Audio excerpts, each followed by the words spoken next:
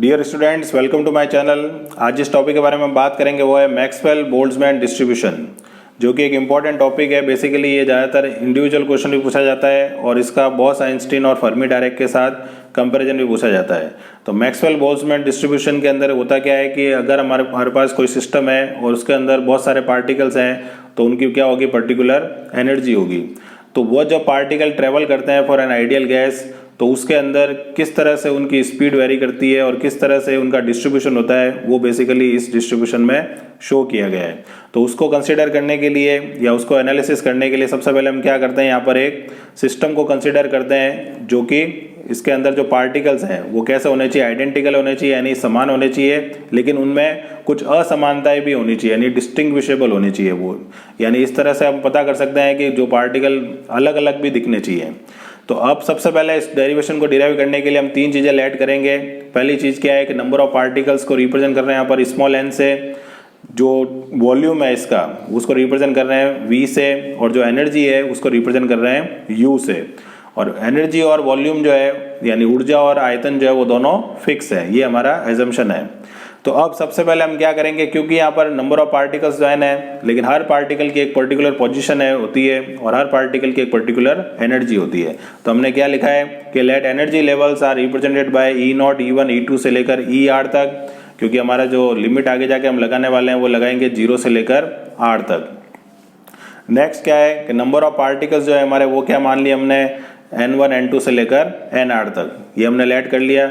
अब क्योंकि हर पार्टिकल अपनी एक पोजीशन यानी स्टेट को रिप्रेजेंट करता है जिसको हम माइक्रो स्टेट्स कहते हैं, तो उसको रिप्रेजेंट करने के लिए हम फैक्टोरियल का फॉर्मूला यूज करते हैं, that is omega equal to या W equal to factorial N upon factorial N0 factorial N1 N2 से लेकर NR तक। तो ये हमने क्या करा है कि नंबर ऑफ स्टेट्स को फैक्टोरियल की फॉर्म में रिप्रेजेंट कर दिया है।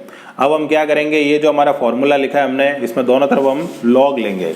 तो लॉग लेने पर क्या होगा कि टेकिंग लॉग बोथ साइड, तो हमने क्या किया, दोनों तरफ लॉग ले लिया। तो लॉग W बराबर क्या हो गया, लॉग फैक्टोरियल N, I बराबर 0 से N। अब समीशन क्यों यूज किया गया है, क्योंकि पार्टिकल जो है वो डिस्ट्रीब्यूटेड है, कंटिन्यूस नहीं है। अगर कंटिन्यूस होते तो यहाँ पर हम क्या यूज करते हैं, इंटीग्रेशन का साइन। तो log factorial N, log factorial Ni। अब इस लॉग वाले की टर्म को अगर हम नीचे से ऊपर लेके जाएंगे तो ऑब्वियस है इसका साइन क्या हो जाएगा, माइनस हो गया। तो हमने क्या लिख दिया, log W equal to log factorial N minus summation I बराबर 0 से R लॉग फैक्टोरियल Ni। अब हम क्या करेंगे, एक फॉर्मूला यूज करते हैं जिसका नाम है स्ट्रेलिंग अप्रोक्सीमेशन, जो कि फैक्टोरियल वाले टर्म के लिए यूज आता है कि लॉग फैक्टोरियल x अगर हमारे पास आ जाता है तो उसको क्या लिखा जा सकता है, x log x minus x। तो ये टर्म जो है हम यहाँ पर और यहाँ पर दोनों जगह अप्लाई करेंगे, जिसमें एक जगह हमारा n टर्म है और एक जगह क्या है, Ni है। तो log W तो एज इट इज रहेगा, इसकी जगह हम क्या लिख देंगे, n log n minus n, जो लॉग फैक्टोरियल n की जगह आ गया, माइनस सबमिशन का साइन लगाया, ब्रैकेट बनाया, लॉग फैक्टोरियल Ni की जगह क्या आ गया, Ni log Ni minus Ni। अब हम क्या करेंगे, अप्रोक्सीमेशन यूज करने के बाद में इस इक्वेशन को डिफरेंशिएट करेंगे बोथ साइड। तो क्योंकि हमारा n जो है वो एक तरह से नंबर ऑफ टर्म्स है जो कि एक कांस्टेंट वैल्यू होती है, तो इसका रिजल्ट जो होगा वो डिफरेंशिएशन का 0 हो जाएगा। लॉग W में भी Ni, क्योंकि हम जो डिफरेंशिएशन कर रहे हैं विद रिस्पेक्ट टू Ni कर रहे हैं, तो यहाँ पर भी Ni नहीं है एक तरह से, यहाँ पर भी Ni नहीं है, यहाँ पर भी Ni नहीं है। तो ये टर्म और ये टर्म तीनों क्या हो जाएंगी, 0 हो जाएंगी।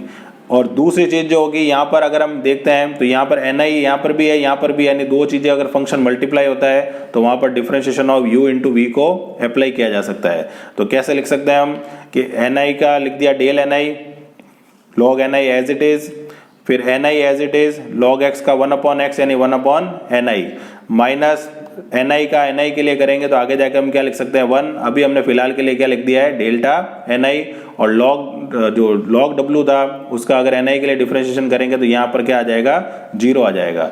तो क्या हो जाएगा रिजल्ट हमारे पास कि माइनस समीशन I बराबर 0 से R del Ni log Ni, यहाँ पर आ गया Ni से Ni कैंसिल आउट होने से +1, और यहाँ पर क्या आ गया -1, जो कि दोनों आपस में क्या हो जाएंगे, कैंसिल आउट, और इक्वल टू हमारे पास क्या आ गया है, 0।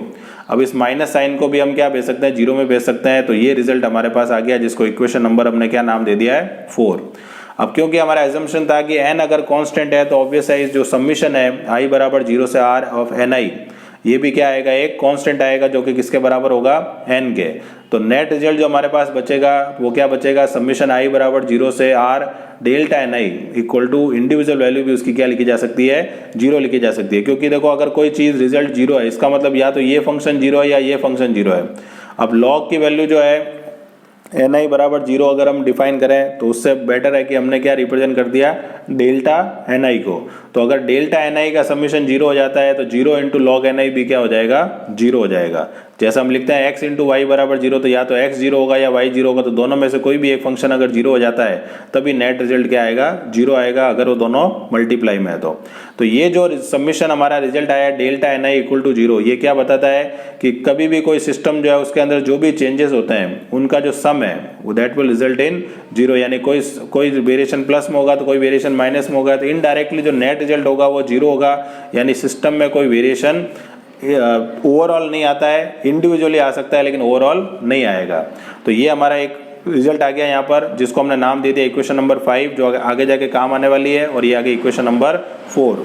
अब हमने एक रिलेशन यूज़ करना है जो कि हमारे पास क्या है कि समीशन ऑफ जो डेल्टा एन आई है उसकी जगह हम क्या लिख सकते हैं, ई आई, जो कि हमारी क्या है, एनर्जी है। तो हमने क्या लिखा, समीशन आई बराबर 0 से r, एक तरह से डेल्टा एन आई था जो इक्वेशन नंबर हमारी 4 थी, उसकी जगह हमने क्या लिख दिया, E I N I equal to U, जिसको हम एनर्जी कहते हैं, एक तरह से internal energy, that is equal to constant. तो अगर वेरिएशन आता है तो ऑब्वियस है यहाँ पर जो रिजल्ट है वो हमारा क्या माना गया है, कांस्टेंट, जो कि हमने इनिशियली भी क्या माना था, फिक्स माना था। वो इसलिए माना था ताकि अगर हम डिफ्रेंशिएट करें तो नेट रिजल्ट क्या हो जाए, 0 हो जाए। तो अब हमने क्या करा है, इसको डिफरेंशिएट किया तो ई आई एज अ कॉन्स्टेंट बाहर आ गया, तो एन आई का क्या हो गया, डेल एन आई, और नेट रिजल्ट क्या हो जाएगा, 0, क्योंकि एक तरह से यू की वैल्यू या ओवरऑल फंक्शन की वैल्यू क्या है, कांस्टेंट है।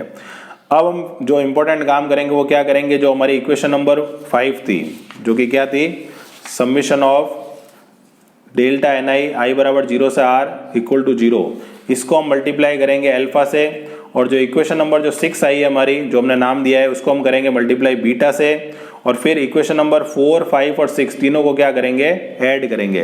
तो अगर हम ध्यान से देखें तो इसमें भी डेल्टा एन आई है, इक्वेशन नंबर जो 6 है, इक्वेशन नंबर 5 में भी डेल्टा एन आई, और इक्वेशन नंबर 4 में भी डेल्टा एन आई है। तो डेल्टा एन आई तीनों में से क्या आ जाएगा, कॉमन आ जाएगा, और समीशन भी तीनों के अंदर प्रेजेंट है वो भी क्या आ जाएगा, कॉमन आ जाएगा। अब डेल्टा एन आई तो 0 हो नहीं सकता, तो फिर कौन 0 होगा, जो अंदर फंक्शन है वो 0 होगा, तो इक्वल टू 0 कर दिया हमने। उसके बाद ये दोनों अल्फा और बीटा ई आई को क्या करेंगे, हम राइट साइड में ट्रांसफर कर देंगे, तो दोनों के साइन पॉजिटिव थे तो दोनों के साइन क्या हो गए, नेगेटिव। अब हम क्या करना चाहते हैं, लॉग को हटाना चाहते हैं, तो हम क्या करेंगे, दोनों तरफ एंटी लॉग ले लेंगे। तो एंटी लॉग लेंगे तो क्या होगा, यहाँ क्योंकि लॉग बेस ई है तो यहाँ ई की पावर एक तरह से एंटी लॉग लेंगे तो ई की पावर लॉग ई क्या हो जाता है, 1, तो क्या बचेगा, केवल एन आई, और ये पूरा फंक्शन कहाँ चला जाएगा, ई की पावर में। अब पावर के अंदर कोई भी चीज़ ऐड या सब्ट्रैक्ट होती है, इसका मतलब बेस सेम है तभी पावर ऐड होती है। तो दोनों के बेस यानी दोनों के जो फंक्शन है उनको हमने अलग अलग लिख दिया, ई की पावर माइनस अल्फा को अलग लिख दिया, ई की पावर माइनस बीटा ई आई को अलग लिख दिया। अब क्योंकि हम मानते हैं कि यहाँ पर आर नंबर ऑफ पार्टिकल्स हैं तो ऑब्वियस है हमें समीशन लेना पड़ेगा दोनों तरफ, तो हमने क्या करा, दोनों तरफ समीशन ले लिया, आई बराबर 0 से r, यहाँ पर भी आई बराबर 0 से r, और ऑब्वियस है कि सबको जोड़ेंगे तो टोटल नंबर ऑफ पार्टिकल हमें क्या मिलेगा, n मिलेगा। तो यहाँ से अगर हम इस एक्सप्रेशन को देखें तो e की पावर माइनस अल्फा की वैल्यू यहाँ से क्या हो सकती है कि ये जो वैल्यू है सबमिशन वाली वो कहाँ चली जाएगी, डिनोमिनेटर में, ठीक है। तो e की पावर माइनस अल्फा की वैल्यू क्या आ गई, एक तरह से n अपॉन समीशन आई बराबर 0 से r e की पावर माइनस बीटा ई आई। अब एक एक्सप्रेशन हम जानते हैं कि e की पावर माइनस अल्फा जो होता है वो किसके बराबर होता है, n अपॉन पी के, जहाँ n नंबर ऑफ पार्टिकल्स और p क्या कहलाता है, पार्टीशन फंक्शन, यानी कितने मतलब किस तरह से हमने उन पार्टिकल्स को फंक्शन असाइन किए हैं, तो उसको कहते हैं हम पार्टीशन फंक्शन। तो अब फाइनल जो रिजल्ट आएगा हमारे पास वो किस तरह से लिखा जाएगा कि n अपॉन ई की पावर माइनस अल्फा, जो हमारे पास p आया था और p की वैल्यू क्या हो गई थी, i बराबर 0 से r, क्योंकि जब हमने दो एक्सप्रेशन लिखे थे अभी तो e की पावर माइनस अल्फा बराबर क्या है, n बाई पी, और e की पावर माइनस अल्फा बराबर क्या है, n बाई दिस समीशन। तो एक तरह से दोनों को अगर तुलना यानी कंपैरिजन करें तो p की वैल्यू क्या आ जाएगी, समीशन i बराबर 0 से r e की पावर माइनस बीटा ई आई, वही हमने यहाँ पर रिप्रेजेंट किया है। तो p की वैल्यू आ गई है पार्टीशन फंक्शन की। अब फाइनल रिजल्ट क्या आएगा कि एन आई बराबर क्या था, e की पावर माइनस अल्फा इंटू ई की पावर माइनस बीटा ई आई।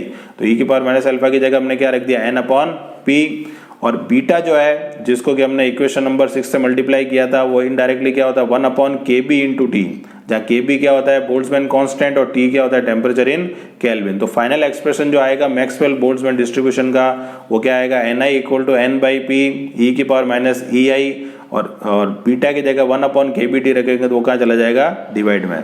तो n क्या हो गया नंबर ऑफ पार्टिकल्स, p हो गया पार्टीशन फंक्शन, ei हो गया हमारी एनर्जी, Ni हो गया नंबर ऑफ पार्टिकल्स जो लिमिट हमने लगाई थी i बराबर 0 से r, kb हो गया बोल्ट्जमैन कांस्टेंट और t क्या हो गया टेम्परेचर इन केल्विन। तो इस तरह से हम मैक्सवेल बोल्ट्जमैन डिस्ट्रीब्यूशन का जो कंसेप्ट है उसको हम इस एक्सप्रेशन से समझ सकते हैं। तो आशा करता हूँ कि वीडियो पसंद आया होगा, पसंद आया तो लाइक एंड शेयर करें, चैनल को सब्सक्राइब करें। Thank you.